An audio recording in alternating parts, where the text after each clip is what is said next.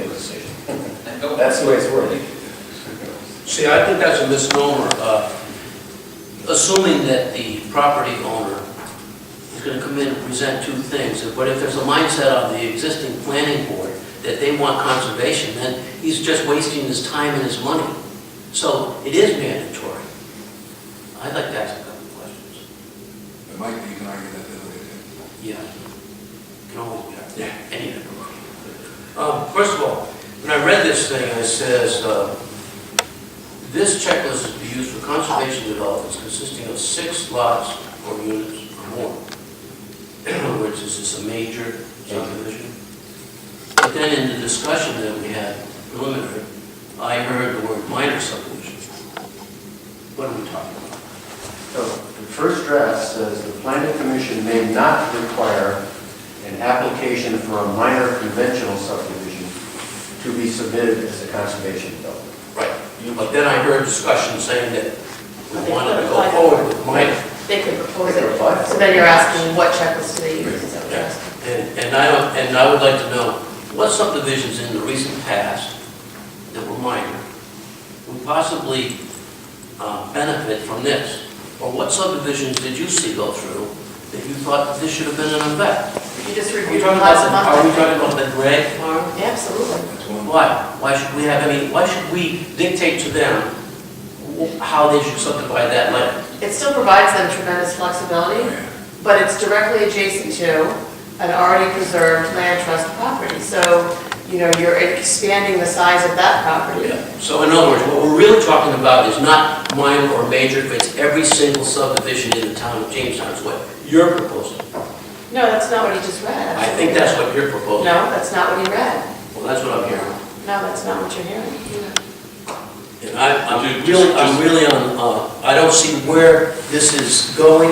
I don't see why private property owners should have to go through this whole process. This is just ridiculous. Could we, If this were a major subdivision, yes. This would benefit. could we just have But to just one have one more, more hurdle. could you in just this whole state one more process. time for the records, clarify which level of subdivision this is going to apply to and how?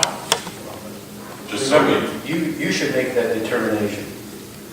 It can apply to But any your subdivision suggestion- you want it to. The way I put the first draft, and again, it's a starting point, was that an applicant for a major conventional subdivision, first of all, starts off, you can require it to go conservation. If it's major, you can require it to go conservation. But the applicant has the ability to come in with the 2 side-by-side plans and ask you to go with convention, all right? It's not like you're slamming the door on when he has no choice but to go conservation. But again, at least he's got to show you the 2 side-by-side plans and you make the decision. For minor, you can't require it. You cannot require minor the way this draft 1 is worded to go conservation. It's up to the applicant. If he wants to go conservation, he can apply for it, and you can approve it and deny it just like any other subdivision. But, I don't, does that answer your question? I just wanted to. But in fact, what you're basically saying, though, is it's up to us. We could decide to change, have you change that language. Sure. I mean, if everybody wanted to have minor subdivisions mandatory, which I know they don't, but it's simply, this was your suggestion of how we do it. Remember, there are 3 other towns, North Kingstown is one of them, where it's all optional. It's all up to the applicant to decide which type of design he wants to pursue. Historically, since they've done that, how many developments have they done and which way have the developments gone on? And do they provide any carrots that Gary was talking about? In North Kingstown? Oh, yeah. Incentives. They've got, there is an incentive clause, I don't know if it's been used, but let's say the applicant is required to go to set aside 50% of his land for open space. If he voluntarily dedicates more open space than required, North Kingstown, I think South Kingstown also gave them a density bonus of a certain percentage. That's one type of incentive that I'm familiar with. That's what I'm saying, if you had a situation, let's just take a 10 lot area, and the developer wanted to divide it into 10 conventional 1 acre lots.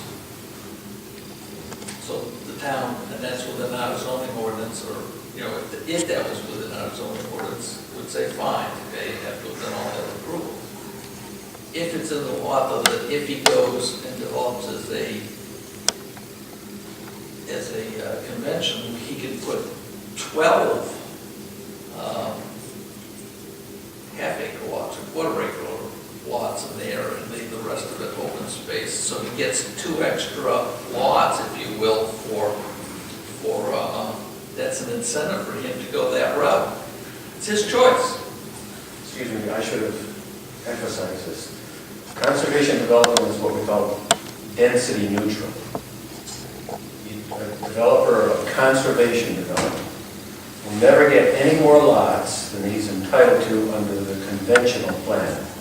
In fact, the way you determine the number of lots he's allowed is to have him file a conventional plan. Show you, under conventional zoning, whether it's 1 acre lots or whatever, I could get 10 lots.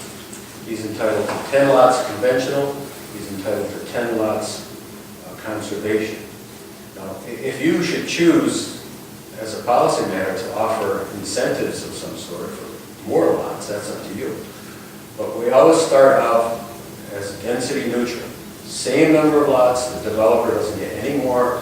There's no more houses going next to the next door neighbors don't see more houses going up because you've got conservation development. It's the same number.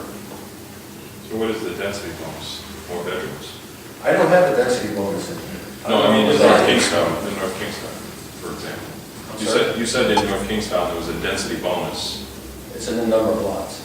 Oh, it is in the number of lots. So we So it's not lot neutral?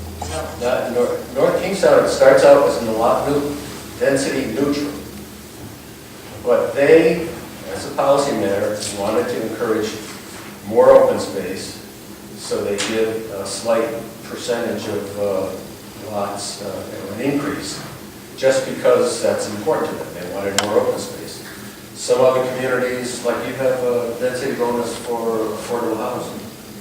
That's another type of bonus. I didn't write any bonuses into this document because I didn't know, what. First of all, I didn't know if you would be interested in that at all. And if so, what would you offer a bonus for?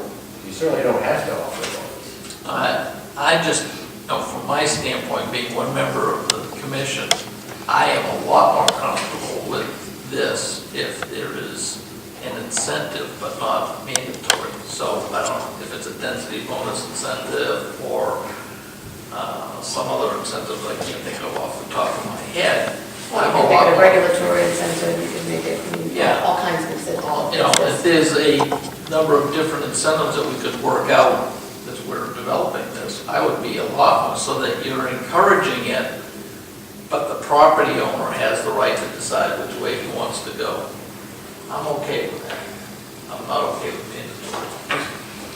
One thing, Lisa, that you might want to do, and I'd like to see it move into these, our comments about what was presented to us, because Tony only has a couple of meetings with us, and he's actually in verse 4. But has this group heard Scott Millar's presentation? I mean, I think it would answer some of Mike's concerns, and I think it would answer some of Barry's, that the incentive is, just like Carol said, and like Tony said, is the cost to do it sometimes is substantially less than it would be, because you don't have all those rules that follow for infrastructure that you get under conservation development. So the incentive is huge in some cases. Plus, Chris, one of the things that started to urge about, I saw Scott Moore's presentation in Providence at DEM, and then as part of the Conservation Commission, Chris asked me to reach out to him to come and speak with us, which he did us a couple of years ago. When you see the slide presentation, unless you're talking about large tracts of land, turning them into conservation development, which I believe one of the gentlemen were talking about, the smaller tracts, 4 houses, 6 houses, it's finesse. It's not a huge difference, but when you see the presentation in diagram form,